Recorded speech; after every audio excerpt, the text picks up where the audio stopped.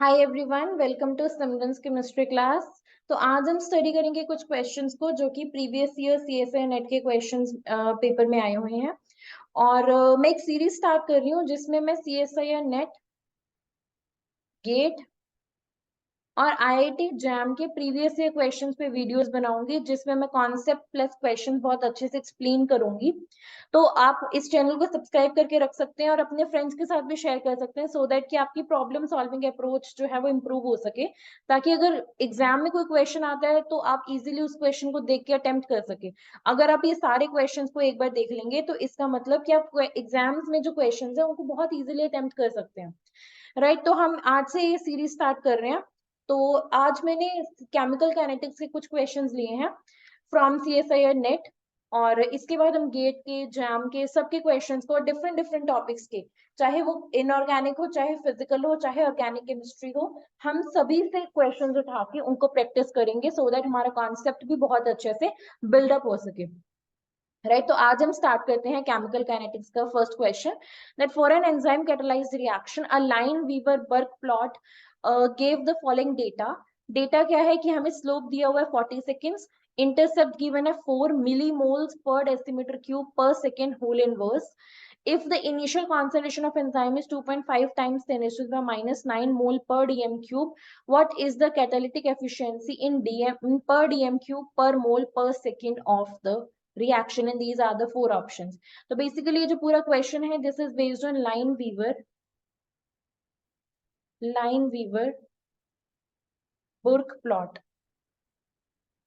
Right, तो सबसे पहले हम जो दिया हुआ है वो यहाँ पे लिख लेते हैं कि हमें स्लोप गिवन है, स्लोप इज 40 सेकेंड्स, और हमें इंटरसेप्ट गिवन है, इंटरसेप्ट मींस 4 मिलीमोल पर डीएम क्यूब पर सेकेंड इनवर्स। नेक्स्ट हमें initial concentration of enzyme means E not, E not means initial concentration 2.5 times 10⁻⁹ मोल पर डीएम क्यूब गिवन है। और हमें निकालना क्या है, हमें निकालना है कैटालिटिक एफिशिएंसी। कैटालिटिक एफिशिएंसी को हम ईटा से रिप्रेजेंट करते हैं, इसको हमने फाइंड आउट करना है। राइट, तो क्वेश्चन में ये चीजें गिवन है। अब हम बात करते हैं लाइन वीवर बुर्क प्लॉट की। तो ये बेसिकली हमारे पास माइकलिस मेंटन इक्वेशन से ही आया है। सबसे पहले हम माइकलिस मेंटन इक्वेशन की बात करें तो होता क्या है हमारे पास कि जो एंजाइम होता है वो सबस्ट्रेट के साथ कंबाइन करके एंजाइम सबस्ट्रेट कॉम्प्लेक्स देता है इस तरह से। इसमें ये जो प्रोसेस होते हैं रिवर्सिबल होते हैं, forward rate constant K1, backward rate constant K-1। Right, तो ये जो ES है ये हमारे पास ये डिकम्पोज होकर हमें देता है product plus enzyme, because enzyme as a catalyst की तरह काम करता है। एंजाइम्स बहुत स्पेसिफिक होते हैं और ये बायो कैटलिस्ट का काम करते हैं। तो इस तरह से हमारे पास जो है इस तरह से इक्वेशन होती है।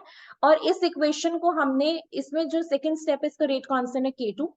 राइट, तो फर्स्ट स्टेप ऑब्वियसली फास्ट है, सेकेंड स्टेप हमारे पास जो है वो स्लो है। अगर हम माइकलिस मेंटन इक्वेशन की बात करें तो वहां से हमारे पास जो रेट आया है वो किसके इक्वल आया, rate is equals to K2 E0 S upon Km plus S। अब यहाँ पे जो जो टर्म्स हम यूज कर रहे हैं उनके बारे में हमें नॉलेज होनी चाहिए। सबसे पहली बात K2 हमें पता है इसका रेट कांस्टेंट है सेकंड प्रोसेस का। E0 हमारे पास इनिशियल कॉन्सेंट्रेशन एंजाइम की। S क्या है, S हमारे पास सबस्ट्रेट कॉन्सेंट्रेशन है, this is the substrate concentration. Km क्या है, Km हमारे पास माइकलिस मेंटन कांस्टेंट है जिसकी वैल्यू जो होती है वो हमारे पास होती है K2 plus K-1 upon K1। This is Michaelis Menten constant. Again यहाँ पे ऐसा ही सबस्ट्रेट कॉन्सेंट्रेशन है। So this is in according to Michaelis Menten equation कि ये इक्वेशन फॉलो करता है एंजाइम कैटालाइज्ड रिएक्शंस और इस तरह से इसका रेट होता है और ये सारे टर्म्स हैं। अब हम बात करते हैं लाइन वीवर बुर्क प्लॉट की। लाइन वीवर बुर्क प्लॉट में क्या होता है कि सिर्फ ये ग्राफ है between 1 upon rate versus 1 upon S. तो अगर मैं 1 अपॉन रेट की बात करूं तो ये सारा रेसिप्रोकल हो जाएगा Km plus S divided by K2 E0 S। और अगर हम इसको सेपरेट कर ले तो हमारे पास आएगा Km upon K2 E0 times 1 upon S plus 1 upon K2 E0। ये हमारे पास आया है 1 अपॉन रेट। और अगर हम इसको 1 अपॉन रेट को प्लॉट करेंगे, 1 अपॉन रेट वर्सेस हम 1 अपॉन सबस्ट्रेट कॉन्सेंट्रेशन को प्लॉट करेंगे, बिकॉज यहाँ से हमारे पास जो ये 1 अपॉन एस है ये एक्स का काम करेगा। इसको हम कंपेयर कर सकते हैं y is equals to m x plus c से। तो यहाँ पे जो m है वो स्लोप है, c जो है वो इंटरसेप्ट है, c is intercept which is 1 upon K2 E0। और m जो है वो हमारे पास स्लोप है which is equals to km upon k2 e naught. तो ये स्लोप है, इंटरसेप्ट है, और ये हमारे पास जो है वो इक्वेशन है y is equals to mx plus c। Right, तो अब हमें स्लोप की वैल्यू भी गिवन है, इंटरसेप्ट की वैल्यू भी गिवन है, हमें निकालना क्या है, हमें निकालना है कैटालिटिक एफिशिएंसी। कैटालिटिक एफिशिएंसी क्या होता है, कैटालिटिक एफिशिएंसी हमारे पास बेसिकली k2 अपॉन km होता है। कैटालिटिक एफिशिएंसी k2 अपॉन km। अब हमें स्लोप और इंटरसेप्ट की वैल्यू इस तरह से यूज करनी है कि हम कैटालिटिक एफिशिएंसी को बहुत इजीली निकाल सके। तो अब हम ये सब इरेज करते हैं और सिर्फ इन वैल्यूज में पुट करके देखते हैं कि हमारा जो स्लोप है और इंटरसेप्ट है उसको हम किस तरह से एडजस्ट करें, और इनिशियल कॉन्सेंट्रेशन ऑफ एंजाइम्स को भी, ताकि हमारे ईटा की वैल्यू आ जाए। सो लेट्स सी।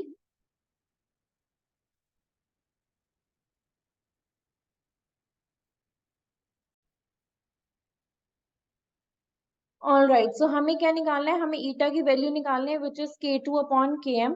और हमें गिवन क्या है, हमें स्लोप गिवन है। Slope means km upon k2 e naught which is equals to 40। और हमें intercept given है which is 1 upon k2 e naught which is equals to 4। और हमें e naught की वैल्यू भी गिवन है। अब हमें k2 upon km निकालना है। राइट, तो हम क्या करेंगे, इसके लिए हम इसको थोड़ा सा मॉडिफाई करेंगे, हम इसमें 1 अपॉन km अपॉन k2 लिख सकते हैं इसको। अब हम इसी को ही ई नॉट से मल्टीप्लाई और ई नॉट से डिवाइड करेंगे, तो यहाँ से हमारे पास क्या आएगा, eta will be equal to 1 upon k m e naught, 1 upon k m divided by k two को हम एक बार इस न्यूमरेटर में रखते हैं, और ई नॉट एक बार न्यूमरेटर में और एक बार डिनोमिनेटर में आएगा। तो 1 अपॉन के टू ई नॉट की वैल्यू तो हमें पता है 4 होती है। राइट, और यहाँ से भी हमें पता है कि देखो हमें निकालना है k2 अपॉन km की वैल्यू। इसको हम यहाँ से लिख सकते हैं, डायरेक्ट स्लोप से वैल्यू आ सकते हैं, इंटरसेप्ट की भी जरूरत नहीं पड़ेगी। डायरेक्ट स्लोप से हम लिख सकते हैं km upon k2 is equals to 40 e naught. Right, तो ईटा किसके इक्वल है, ईटा इक्वल है k2 अपॉन km की, मींस हमें इसका रेसिप्रोकल लेना है 1 upon 40 e not. E not is initial concentration जो हमें क्वेश्चन में गिवन है, this is 1 upon 40 times E not की वैल्यू सिर्फ हमें यहाँ पुट करनी है, और यहाँ से हमारे पास कैटालिटिक एफिशिएंसी की वैल्यू आ जाएगी 1 अपॉन 40 टाइम्स 2.5 टाइम्स 10⁻⁹ और यूनिट्स देख लो, यूनिट्स है इसके मोल पर डीएम क्यूब, और स्लोप के जो यूनिट्स थे वो थे सेकेंड्स। तो जब हम इसको सॉल्व करेंगे तो हमारे पास आंसर क्या आएगा 10⁵, और यूनिट्स क्या आएंगे, सेकंड का सेकंड इनवर्स हो जाएगा, और मोल पर डीएम क्यूब का डीएम क्यूब पर मोल हो जाएगा। राइट, सो डीएम क्यूब पर मोल पर सेकंड जो है वो यूनिट्स आएंगे हमारे पास, क्योंकि हमारे पास ई नॉट की वैल्यू जो है वो मोल पर डीएम क्यूब में है। राइट, तो यहाँ से हमारे पास यूनिट्स आ गए और यहाँ से वैल्यू आ गई, तो हमारे पास ए जो है वो करेक्ट ऑप्शन हो जाएगा। तो इस तरह से हमने इस क्वेश्चन का अप्रोच करना था और सॉल्व करना था। हमें सबसे पहले पता होना चाहिए माइकलिस मेंटेन इक्वेशन को, और उसके हर एक टर्म की वैल्यू और सिग्निफिकेंस पता होनी चाहिए। नेक्स्ट हमें पता होना चाहिए कि लाइन वीवर बुर्क प्लॉट क्या होता है, इसमें हमें सिर्फ माइकलिस मेंटेन इक्वेशन को रेसिप्रोकल करना था, और वहां से जो ग्राफ आता है between 1 upon rate versus 1 upon substrate concentration, वो हमें देता है लाइन वीवर बुर्क प्लॉट। तो यहाँ से हमें स्लोप और इंटरसेप्ट की वैल्यूज को इस तरह से यूज करना था कि हम ईटा की वैल्यू निकाल सके। ईटा जो होता है वो बेसिकली k2 अपॉन km होता है। राइट, तो इसको हम अकेले स्लोप की हेल्प से निकाल लिया हमने कि k2 अपॉन km की वैल्यू 10⁵ dm क्यूब पर मोल पर second. So for this question B option number A which is 10⁵ is the correct answer. Let's move on to the next question now. Next question states the decomposition of gaseous acetaldehyde at temperature in Kelvin follows second order kinetics. The half-life of this reaction is 400 seconds. When the initial pressure is 250 torr, what will be the rate constant in torr inverse, second inverse, and the half-life in seconds respectively? If the initial pressure of the acetaldehyde is 200 torr at the same temperature. So this is the question. सबसे पहले हमें क्या दिया, क्या क्या चीजें दी हुई है वो हम लिख लेते हैं। हमें क्या कहा है कि सेकंड ऑर्डर काइनेटिक्स को फॉलो करती है, सेकंड ऑर्डर काइनेटिक्स को ये रिएक्शन फॉलो करते हैं। कौन सी reaction, decomposition of gaseous acetaldehyde. तो सेकंड ऑर्डर काइनेटिक्स का हमें फॉर्मूला यूज करना है। नेक्स्ट हमें क्या दिया हुआ है, हाफ लाइफ दी हुई है इस रिएक्शन की 400 seconds. If initial pressure is, initial pressure means p naught, अगर इनिशियल प्रेशर 250 टॉर है तो राइट, तो what will be the rate constant, rate constant की वैल्यू हमें पता करनी है in torr inverse, second inverse, and half life.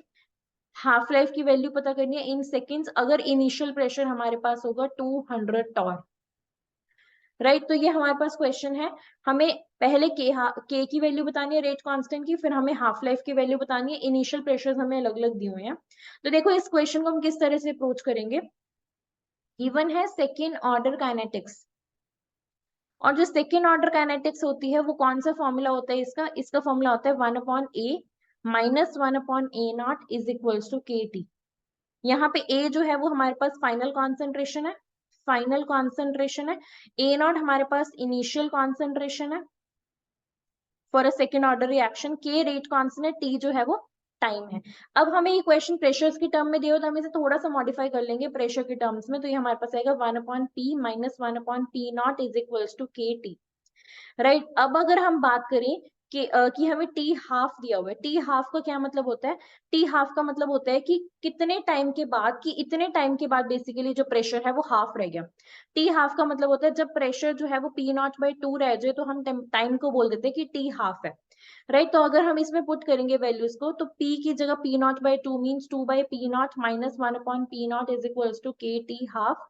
इसको सॉल्व करेंगे तो 1/P0 is equals to k t half, और यहाँ से हमारे पास k की वैल्यू आ जाएगी बहुत इजीली, k आएगा हमारे पास 1/P0 टाइम्स टी हाफ। अब देखो k जो होता है वो रेट कांस्टेंट होता है, वो किसी भी रिएक्शन के लिए, गिवन रिएक्शन के लिए गिवन टेम्परेचर पे कांस्टेंट होता है, और k की वैल्यू चेंज नहीं होती। k तभी चेंज होगा जब हमारे पास टेम्परेचर चेंज होगा, राइट। तो हम k की वैल्यू बहुत इजीली निकाल सकते हैं 1/P0, initial pressure is 250 torr, half life हमें दी हुई है 400 सेकेंड्स, 400 सेकेंड्स। तो यहाँ से हम k निकाल लेंगे which will come out to be equal to 10⁻⁵ torr inverse second inverse, right. तो यहाँ से हमारे पास k की वैल्यू आ गई, मीन्स हम डायरेक्टली जो है वो b और हम डायरेक्टली c ऑप्शन को एलिमिनेट कर सकते हैं, राइट। बिकॉज सी हमें क्या कहता है, सी हमें कहता है कि k की वैल्यू 10⁻⁴ है, तो हमने सी को एलिमिनेट कर दिया और यहाँ से हमारे पास वैल्यू आ गई है किसकी, k की, रेट कांस्टेंट की। नेक्स्ट हमें क्वेश्चन में क्या गिवन है, नेक्स्ट हमें गिवन है कि टी हाफ हमें निकालना है अगर इनिशियल प्रेशर 200 टॉर है।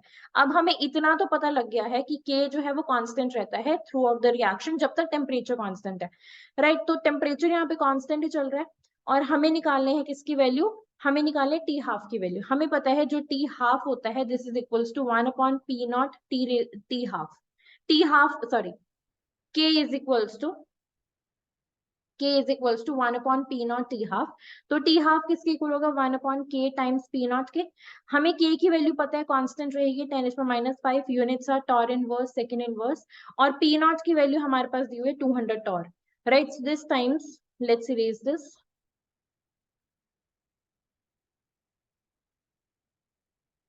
Times 200 torr. सो टॉर से टॉर इनवर्स कैंसिल हो जाएगा और हमारे पास आंसर आ जाएगा सेकेंड्स में which will be 1/200 times 10⁻⁻5 seconds.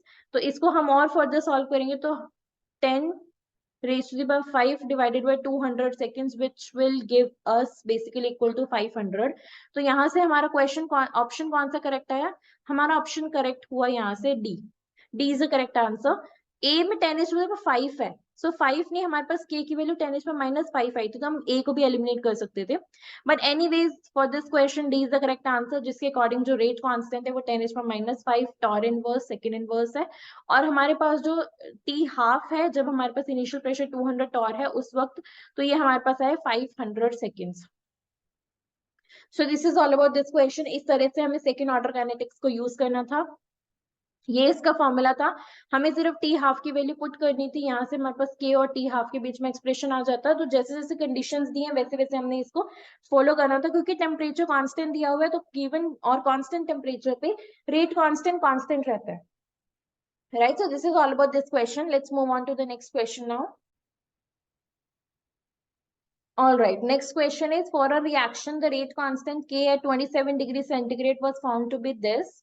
The activation energy for this reaction is, अब हमें इस क्वेश्चन में एक्टिवेशन एनर्जी निकालनी है। हमें रेट कांस्टेंट की वैल्यू दी हुई है 5.4 टाइम्स 10⁻11 e⁻50, टेम्परेचर दिया हुआ है 27 डिग्री सेंटीग्रेड मीन्स 300 केल्विन, और हमें एक्टिवेशन एनर्जी इस क्वेश्चन में निकालनी है। तो ऐसा कौन सा रिलेशन है जो रेट कांस्टेंट को टेम्परेचर और एक्टिवेशन एनर्जी से रिलेट करता है, तो वो है Arrhenius equation. Arrhenius equation. According to Arrhenius equation, A is equals to K e raised to the power minus EA upon RT. Right, तो यहाँ पे हमारे पास यहाँ से हमारे पास है K is equals to A e raised to the power minus EA upon RT, जहाँ पे K रेट कांस्टेंट है, A जो है हमारे पास प्री एक्सपोनेंशियल फैक्टर या फिर Arrhenius कांस्टेंट है. This is Arrhenius constant.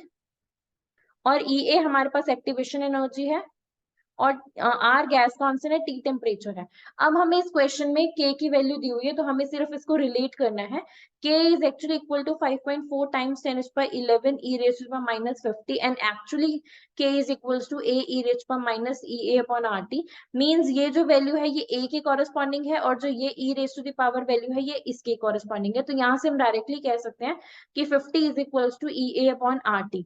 तो यहाँ से हमारे पास एक्टिवेशन एनर्जी इक्वल आएगी 50 टाइम्स आर टाइम्स टी के, और आर जो है वो 8.314 जूल पर केल्विन पर मोल है, और टेम्परेचर हमारे पास 300 केल्विन है. केल्विन से केल्विन कैंसिल हो गया, और जब हम इसको सॉल्व करेंगे तो हमारी वैल्यू आएगी अप्रोक्सीमेटली 1,25,000 जूल पर मोल.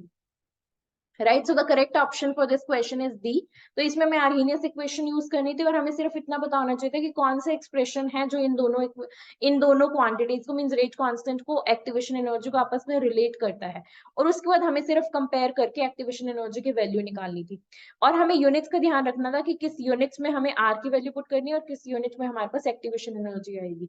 राइट, तो इन चीजों का ध्यान रखना था, और this is all about this question. अब हम नेक्स्ट क्वेश्चन पे चलते हैं. Next question is, one of the assumptions made in the conventional activated complex theory is. तो क्वेश्चन जो बेस्ड है वो है एक्टिवेटेड कॉम्प्लेक्स थ्योरी पे. अब ये जो एक्टिवेटेड कॉम्प्लेक्स थ्योरी होती है ना, इसे हम ट्रांजिशन स्टेट थ्योरी भी बोलते हैं, इसे हम आयरिंग थ्योरी भी बोलते हैं. राइट, तो ये इसके ऑल्टरनेटिव नाम है. तो इस थ्योरी के अकॉर्डिंग क्या होता है कि जो हमारे पास रिएक्टेंट होता है वो पहले ट्रांजिशन स्टेट के थ्रू गुजरता है, और उस ट्रांजिशन स्टेट और एक्टिवेटेड कॉम्प्लेक्स की बात होती है, तो इसके थ्रू पास करके वो प्रोडक्ट में कन्वर्ट होता है. राइट, तो इसको हम बोलते हैं एक्टिवेटेड कॉम्प्लेक्स थ्योरी. और एक्टिवेटेड कॉम्प्लेक्स बेसिकली हमारे पास एक लूज एसोसिएशन होता है रिएक्टेंट मॉलिक्यूल्स का. तो देखो होता क्या है, हमारे पास बेसिकली जो रिएक्टेंट्स होते हैं, let's say A plus B, ये हमारे पास रिएक्टेंट्स हैं, ये कन्वर्ट होते हैं एक्टिवेटेड कॉम्प्लेक्स या ट्रांजिशन स्टेट में, और उसके बाद जो एक्टिवेटेड कॉम्प्लेक्स होती है वो कन्वर्ट हो जाते हैं प्रोडक्ट्स में. तो इस थ्योरी के अकॉर्डिंग जो होता है, हमारे पास इक्विलिब्रियम होता है between reactants and activated complex, और उसके बाद जो एक्टिवेटेड कॉम्प्लेक्स है वो प्रोडक्ट्स में कन्वर्ट हो जाता है. राइट, तो इसको हम बोलते हैं, इसको हम इस तरह से भी समझ सकते हैं कि लेट्स से हमारे पास कोई मॉलिक्यूल है A2 प्लस हमारे पास कोई दूसरा मॉलिक्यूल है B2. ये दोनों जो है वो आपस में मिलकर एक्टिवेटेड कॉम्प्लेक्स बनाएंगे, मींस एक लूज एसोसिएशन बनाएंगे कुछ इस तरह से A B A. इसको हम इस तरह से और इस तरह से लिख सकते हैं A A B B. इस तरह से एक लूज एसोसिएशन बनेगा इनके बीच में, और ये कन्वर्ट हो जाएगा प्रोडक्ट्स में which is A B A B. तो ये जो हमारे पास ये स्टेज होती है इसे बोलते हैं एक्टिवेटेड कॉम्प्लेक्स. राइट, तो एक्टिवेटेड कॉम्प्लेक्स थ्योरी में असम्पशन क्या थी कि इक्विलिब्रियम जो है वो मेंटेन है between reactants and activated complex, which is absolutely correct, because equilibrium हमारे पास रिएक्टेंट्स और एक्टिवेटेड कॉम्प्लेक्स में होता है. एक्टिवेटेड कॉम्प्लेक्स को हम डबल डेगर से रिप्रेजेंट करते हैं. राइट, तो equilibrium is between reactant and activated complex, और उसके बाद प्रोडक्ट में कन्वर्ट हो जाता है. तो a is correct option. B is equilibrium is maintained between the reactants and products. No, equilibrium reactants और प्रोडक्ट्स के बीच में नहीं होता है. Equilibrium is maintained between the products and the activated complex. So again no, क्योंकि activated complex और products के बीच में कोई इक्विलिब्रियम नहीं है. D is equilibrium is maintained between reactants, activated complex and the products. Again no, क्योंकि ये सिर्फ और सिर्फ रिएक्टेंट्स और एक्टिवेटेड कॉम्प्लेक्स के बीच में है. तो ये इक्विलिब्रियम जो है, ये जो स्टेटमेंट है, ये हमारी पहली असम्पशन है एक्टिवेटेड कॉम्प्लेक्स थ्योरी की, कि जब रिएक्टेंट पार्टिकल्स जो है वो कोलाइड करते हैं तो वो एक बहुत ही लूज एसोसिएशन बनाते हैं, लूज एसोसिएशन बनाते हैं, जिसे हम बोलते हैं एक्टिवेटेड कॉम्प्लेक्स, और वो लूज एसोसिएशन जो है वो डिकम्पोज होकर प्रोडक्ट्स में कन्वर्ट हो जाती है. तो इस तरह से क्वेश्चन इस पार्ट पे बेस्ड था, तो इसका करेक्ट ऑप्शन है ए. अब हम लास्ट क्वेश्चन की बात करते हैं. Next question states the carbon-14 activity of an old wood sample is found to be 14.2 disintegrations per minute per gram.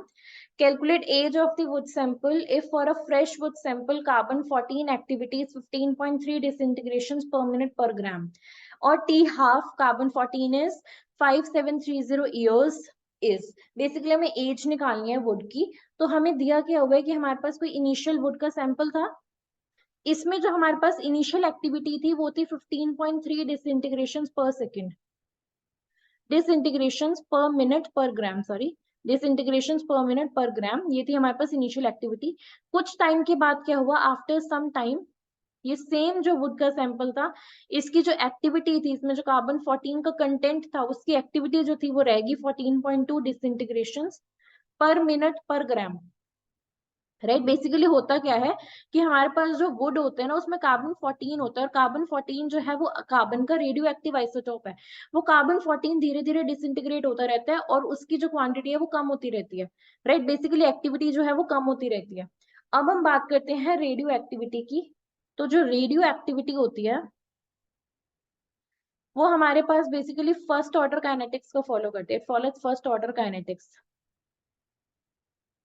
Right, first order kinetics का मतलब होता है कि जो के टी है वो 2.303 लॉग ए नॉट अपॉन ए के इक्वल होता है। ये हमारे पास फर्स्ट ऑर्डर काइनेटिक्स होता है, जहां पे के जो है वो होता है रेट कांस्टेंट, जो टी होता है वो हमारे पास टाइम या एज होती है, ए नॉट हमारे पास इनिशियल कॉन्सेंट्रेशन होती है, और जो ए है वो हमारे पास होती है फाइनल कॉन्सेंट्रेशन। राइट, तो यहाँ पे हमारे पास के की वैल्यू नहीं दी हुई, रेट कांस्टेंट हमें नहीं गिवन, तो रेट कांस्टेंट की वैल्यू हम किस तरह से निकाल सकते हैं, हमें टी हाफ तो गिवन है, हमें पता है जो रेट कांस्टेंट होता है वो 0.693 अपॉन टी हाफ होता है। तो यहाँ पे जब हम वैल्यू पुट करेंगे टी हाफ की विच इज 5730 ईयर्स, तो ये हमारे पास के की वैल्यू आ जाएगी रेट कांस्टेंट की। टाइम का मतलब है एज, यहाँ से हमें एज निकालनी है ना सैंपल की, कितने टाइम के बाद इनिशियल जो एक्टिविटी थी वो इतनी रह गई, तो वो हमें एज बताएगा, मीन्स हमें टाइम की वैल्यू निकालनी है। यहाँ पे जो इनिशियल कॉन्सेंट्रेशन है उसको हमें रिप्लेस करना पड़ेगा इनिशियल एक्टिविटी से, और फाइनल कॉन्सेंट्रेशन को हमें रिप्लेस करना पड़ेगा फाइनल एक्टिविटी से, तो वहां से हमारे पास जो एक्सप्रेशन आएगा वहां से हम एज निकाल सकते हैं। तो यहाँ से हम ये कह सकते हैं कि k मीन्स 0 पॉइंट, यहाँ से हमें t निकालना है, राइट, एज निकालनी है, सो t को हम एक तरफ रखते हैं, t will be equal to 2.303 upon k, k की वैल्यू हमें पता है ये है 0.693 upon 5730 year inverse log. Initial activity जो है वो हमारे पास कितनी है 15.3 डिसइंटीग्रेशन पर मिनट पर ग्राम, और फाइनल जो एक्टिविटी है वो हमारे पास है 14.2 डिसइंटीग्रेशन पर मिनट पर ग्राम। डिसइंटीग्रेशन पर मिनट पर ग्राम आपस में कैंसिल हो जाएंगे, और यहाँ से जो हमारे पास टी आएगा उसके यूनिट्स आएंगे ईयर्स। तो हम जब इसमें वैल्यूज ये पुट करने के बाद जब हम इसको सॉल्व करेंगे, 2.303 divided by 0.693 times 5730 log 15.3 divided by 14.2, इसको सॉल्व करने के बाद हमारे पास जो आंसर आएगा वो आएगा अप्रोक्सीमेटली 617 ईयर्स। तो इसका मतलब है कि जो वुड का सैंपल था उसकी एज थी 617 ईयर्स। तो D is the correct option. तो इस तरह से हमें इन क्वेश्चंस को अप्रोच करना होता है कि रेडियो एक्टिविटी पे बेस्ड होते हैं, हमें फर्स्ट ऑर्डर काइनेटिक्स का फॉर्मूला लगाना है, हमने कॉन्सेंट्रेशन को एक्टिविटी से रिलेट करना है, और हमें रेट कांस्टेंट की वैल्यू इस फॉर्मूले की हेल्प से निकालनी है। टी हाफ बेसिकली हमारे पास वो टाइम होता है जब हमारे पास इनिशियल कॉन्सेंट्रेशन का हाफ रह जाए फाइनल कॉन्सेंट्रेशन, राइट, तो वहां से हमारे पास टी हाफ आती है। तो इस तरह से क्वेश्चन बेस्ड था। तो हमने आज जो क्वेश्चंस डिस्कस किए वो सारे केमिकल काइनेटिक्स के प्रीवियस ईयर नेट क्वेश्चंस थे। तो आई होप कि आज की वीडियो आपको पसंद आई होगी।